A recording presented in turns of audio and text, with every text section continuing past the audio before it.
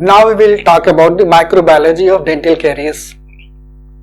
Substantial evidence indicates that streptococci are associated with the development of caries, particularly of smooth surface caries or interstitial surface caries. These include viridans streptococci. Viridans streptococci is a heterogeneous group that includes Streptococcus mutans, Streptococcus sobrinus, Streptococcus salivarius, Streptococcus meteor, and Streptococcus sanguis.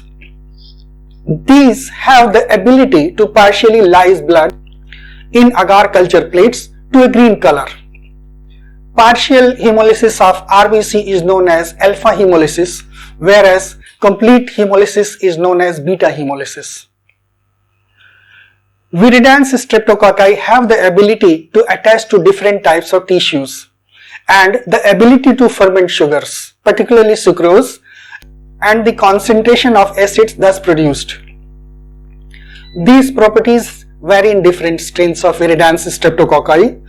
They also differ in the types of extracellular polysaccharides that they form.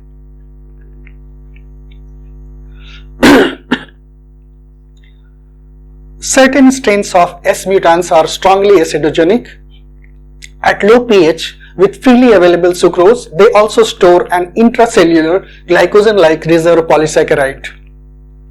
When the supply of external substrate dries up, the reserve is metabolized to continue acid production for a time.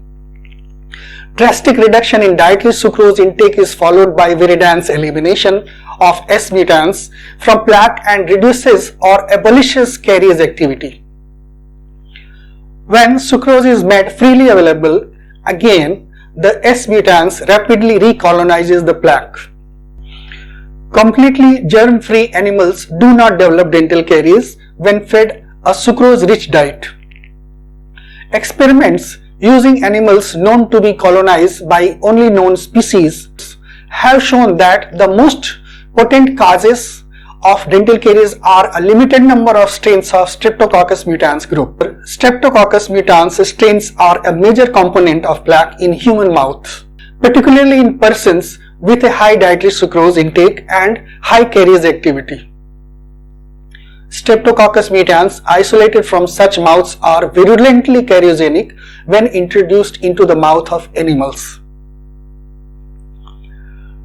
Many other species of microorganisms can also be found in plaque.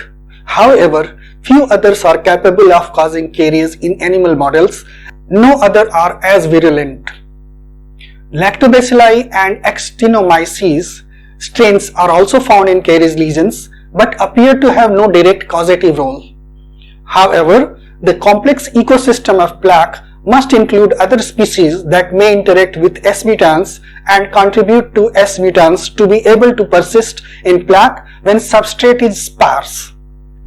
Caries lesions tend to develop at specific sites, usually proximally or interproximal surfaces, or in deeper occlusal pits and fissures. The cariogenic bacteria are found in the plaque overlying the caries, not floating free in the saliva. These sites tend to be plaque biofilm stagnation areas that are difficult for the individual patient to clean